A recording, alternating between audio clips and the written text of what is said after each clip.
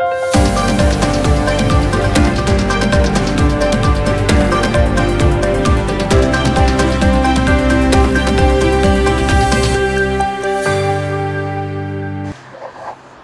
जन्मतिथीच्या सुमुहूर्तावर जन्म लाभलेले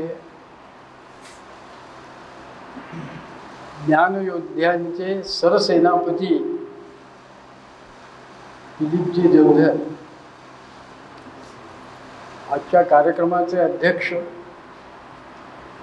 त्रिविध आचार्य डॉक्टर विवेक गोखले,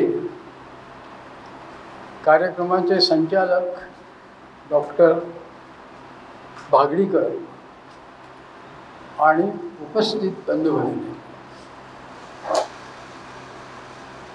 राष्ट्रीय स्वयंसेवक संघाचा आध्यात्मिक आयाम या विषयावर मी काही मुद्दे मांडण्याचा प्रयत्न करणार आहे. आध्यात्मिक आयाम म्हणजे काय? आधिभौतिक आणि आध्यात्मिक हे दोन शब्द आपल्याला माहीत आहेत. आधिभौतिकतेकडे जर आपण लक्ष दिलं तर आपल्याला दिसतं की या ठिकाणी सगळे अनेकत्व हे वैशिष्ट्य आहे. अनेक वस्तू आहेत, वेगवेगळ्या वस्तू आहेत, परंतु आध्यात्मिक या विषयाचा, आध्यात्मिक या शब्दाचा जर विचार केला तर आपल्या लक्षात येईल की या सगळ्या विविधतेमध्ये जी एकता आहे, जे एक आत्मतत्व आहे, त्याच्या अनुषंगाने जर विचार केला तर आपल्या असं लक्षात येतं की जीवो ब्रह्मैव नावपिरा, प्रत्येक जीव हा आत्मस्वरूपच आहे, ब्रह्मस्वरूपच आहे, अशी आपली धारणा आहे. म्हणजे एक प्रकारचं या सगळ्या जगातल्या विविधतेचं संघटन या आत्मिक दृष्टीमध्ये आहे. राष्ट्रीय स्वयंसेवक संघामध्ये आपल्याला असं दिसतं की डॉक्टरांनी हा विचार केला की एक मुठभर लोक येतात आणि आपल्यावर राज्य करतात. याचं कारण काय? याला जबाबदार कोण? याला जबाबदार आपणच आहोत. कारण आपल्यामध्ये संघटन नाही, आपण एकात्मतेने विचार करत नाही, आपण सगळे स्वतःला वेगवेगळे समजतो. आणि प्राचीन काळी जी वेगवेगळी नगरराज्य होती त्या राज्यावर परकीयांचं आक्रमण झाल्यानंतर आपल्याला असं दिसून आलं आहे की आपल्याच बांधवांनी परकीयांना मदत केलेली आहे.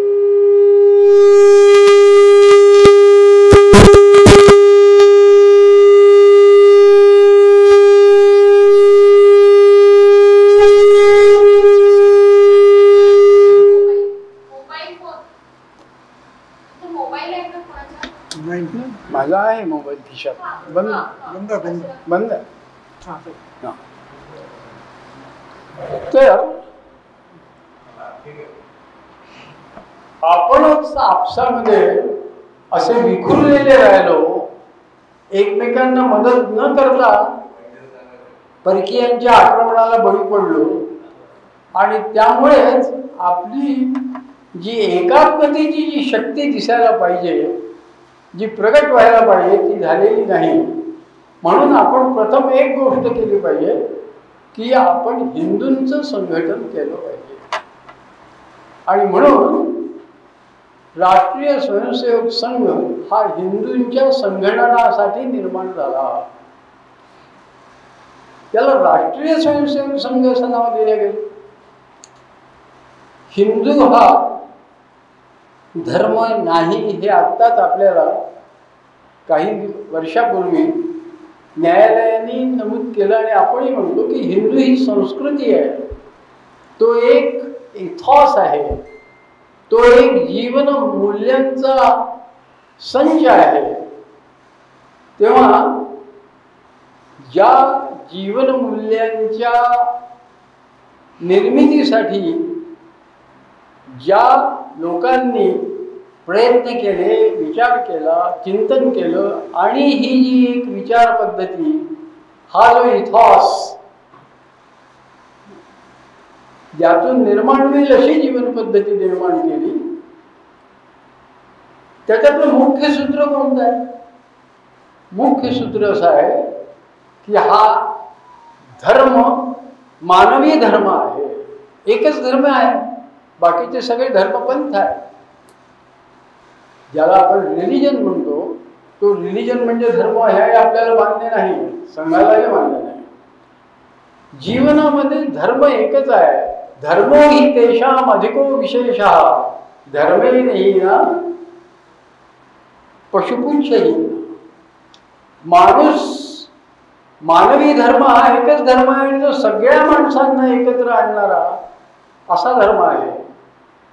आणि त्या सगळ्यांना एकत्र आणण्याकरता धारणा धर्म इत्यायु, जो सर्वांची धारणा करतो, सर्वांना एकत्र जपून ठेवतो, तो धर्म. आणि या धर्माच्या जीवनामध्ये या धर्माचं अभिव्यक्ती व्हावी, प्रत्यक्ष आचरणात अभिव्यक्ती व्हावी, म्हणून आचरणासाठी जी विविध मूल्य आपण निर्माण केलेली आहेत. कशी? कुटुंब कसं असावं, कुटुंबातल्या प्रत्येकाने एकमेकांशी कसं वागावं, एका कुटुंबाने दुसऱ्या कुटुंबाशी कसं वागावं, अनेक कुटुंबांचं मिळून जी एक वस्ती तयार होते, त्या वस्ती, ती गाव, आणि अशा अर्थाने वाढता वाढता वाढे, हा हनुमंतांचं जन्मतिथी असल्यामुळे त्याचं वर्णन समर्थांनी जे केलं आहे त्या शब्दात सांगायचं तर वाढता वाढता वाढे भेगिले शून्य मंडळ.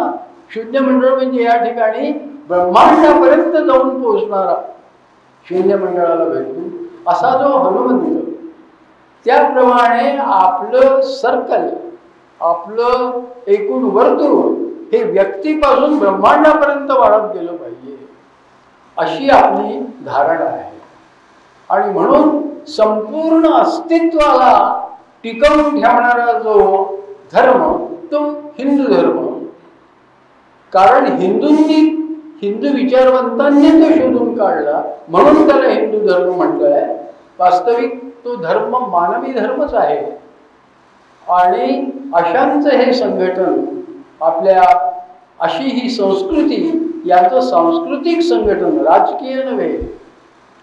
राज्य कोणतंही केव्हाही कोणाचंही कुठेही असो, अनेक राज्य होती, राज्य अनेक असू शकतात, पण संघटन एक, संस्कृती एक. इतकंच नव्हे तर आपली संस्कृती ही सर्व विदेशांमध्ये, जगामध्ये सगळीकडे पसरलेली होती एकेकाळी, असं आपण म्हणतो.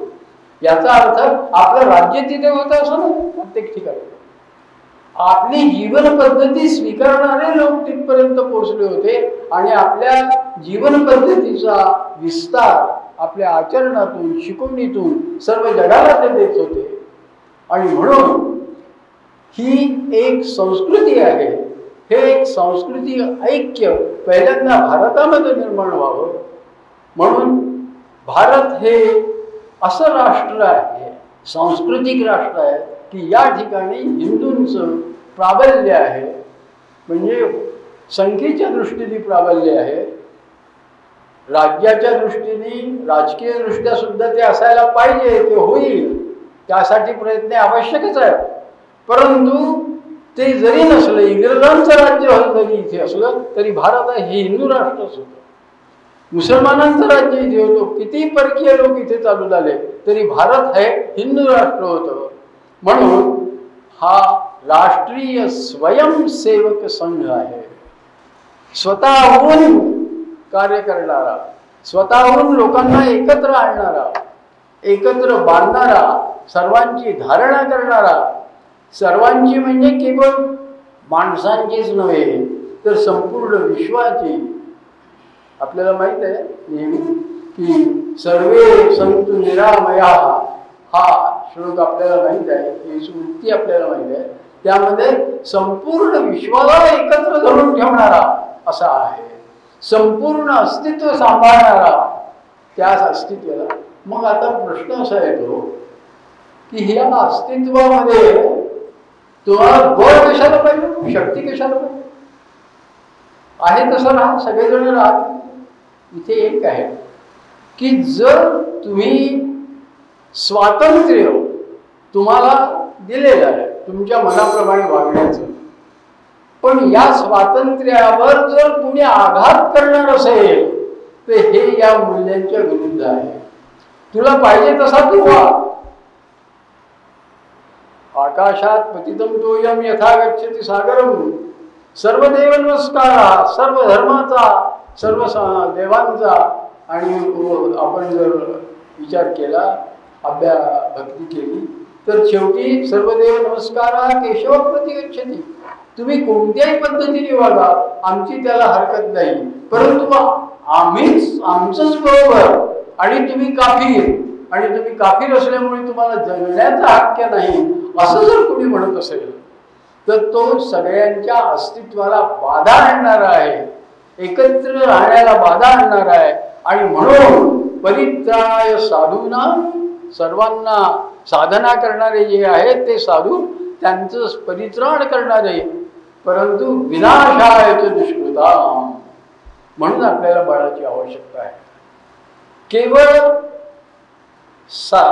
आत्मिक बळ चालणार नाही, तर भौतिक बळासाठी शस्त्राची आवश्यकता आहे. म्हणून शस्त्रादपी शरादपी हे आपल्याला परशुरामांनी सांगितलेलं आहे. तेव्हा बळाकरता ऐक्य आवश्यक आहे, या ऐक्याकरता संघटन आवश्यक आहे.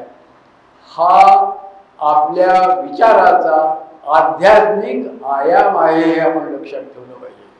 की संपूर्ण अस्तित्वाला आपण मान्यता दिलेली आहे, परंतु अस्तित्वाच्या कुठल्याही अस्तित्वाच्या अंशाला धोका निर्माण करणारा जर कोणी आला तर त्याला योग्य ते शासन करण्यासाठी आपल्याजवळ पुरेसं बळ असलं पाहिजे, भौतिक बळ असलं पाहिजे. म्हणून हे संघटन आवश्यक आहे. दुसरी गोष्ट अशी की म्हणून भारतामध्ये हा राष्ट्रीय स्वयंसेवक आहे, पण परदेशामध्ये सुद्धा संघ वाढत चाललेला आहे. आणि तिथे मात्र तो हिंदू स्वयंसेवक संघ आहे हे आपण लक्षात ठेवलं पाहिजे. कारण हिंदू हे तिथे राष्ट्रीय असू शकत नाही, कारण तिकडची राष्ट्रीयतेची संकल्पना वेगळी आहे. त्यांच्या ठिकाणी राष्ट्रीयता म्हणजे त्यांच्या राजकीय दृष्ट्या तिथले जे नागरिक असतील ते तिथले नागरिक होतील. आपण सांस्कृतिक दृष्ट्या आपले जे बंधू आहेत त्यांना आपण हिंदू म्हणू, आणि म्हणून हिंदू स्वयंसेवक संघ हा परदेशामध्ये आहे, आपल्या देशामध्ये हा राष्ट्रीय स्वयंसेवक संघ आहे. म्हणून राष्ट्रीय स्वयंसेवक संघ नागपुरात जरी निर्माण झाला तरी त्याचा विस्तार भारतापर्यंत झाला. भारतामध्ये हा राष्ट्रीय स्वयंसेवक संघ आहे. केवळ संघ शाखेमध्ये एकत्र येऊन कबड्डी खेळण्यापुरता तो मर्यादित राहिला नाही. कबड्डी खेळणं हे साधन होतं, तुमची शिबिरं हे साधन होतं, तुमचे संघगीत ही सर्वांच्या भावनांना आवाहन करणारी अशी एक साधना होती, आणि तशी ती आहे. आणि एक दीप दुसऱ्या सचेतवी, पुरुषोत्तम दार्वेकरांचं एक फार सुंदर गीत आहे, कोणाला माहीत. पूर्वी आम्ही लहानपणी बालसंस्थेत असताना म्हणत होतो की हा अखंड नंदा दीप जळणार सतत जळणार, हा असाच तेवत जगती, पुढची ओळ मी विसरलो, हा असाच नित प्रकाश नित देणार. आणि एक दीप दुसऱ्यास चेतवी ऐसे अगणित होती, आणि अगणित होता होता सर्व विस्तार, सर्व पाहता पाहता वाढे आणि भेदिले शून्य मंडळा. आपण जर विचार केला तर जे मंडल आहे ब्रह्मांडाचं ते सुरुवातीला शून्यापासून जरी सुरू झालं तरी कितीही वाढत गेलं ते अनंतापर्यंत चालत राहणार आहे. ते एकदा शून्य मंडळ भेटल्यानंतर अनंतापर्यंत त्याचा प्रवास सुरू होणार आहे. तेव्हा संघाला फक्त भारतीय नागरिकांचं एकात्मता, भारतीय समाजाची एकात्मता ही अपेक्षित नाही. वसुधैव कुटुंबकम, विश्वबंधुता, हे सगळे आपले जे नारे आहे, हे जे आपल्याला घोषणा आहे, या ज्या भावना आपल्या मनावर लहानपणापासून बिंबवल्या गेलेल्या आहेत, त्या आपल्या आचरणात आणण्यासाठी आधी आपल्या देशापासून, आपल्या नागपूरपासून, आपल्या प्रांतापासून, आपल्या देशापासून आणि संपूर्ण जगापर्यंत आपल्याला पसरायचं आहे. वसुधैव कुटुंबकम म्हणून आपल्याला जायचं आहे. आणि यासाठी ही एकात्मता आणि हे संघटन प्रयत्न करत आहे. हा संघाच्या विचाराचा एक आध्यात्मिक आयाम आहे. आणि निरनिराळे छोटे यासाठी जे प्रयत्न आहेत, कसं वागायचं, काय वागायचं, हे जे छोटे नियम आहेत साधे, म्हणजे एखादा वृक्ष निर्माण होताना त्याला निरनिराळी पालवी फुटावी आणि नंतर फुलं यावी, त्याप्रमाणे आचरणाच्या विविध पद्धती, विविध नियम ही पालवी आहे. आणि त्याला येणारं जे फूल आहे, तो फूल सांस्कृतिक एकात्मतेचा सुगंध आहे. तर वेळ संपलेली आहे, त्यामुळे हा जो आध्यात्मिक आयाम आहे तो लक्षात घेऊन आपण या संघाकडे पाहा अशी अपेक्षा आहे.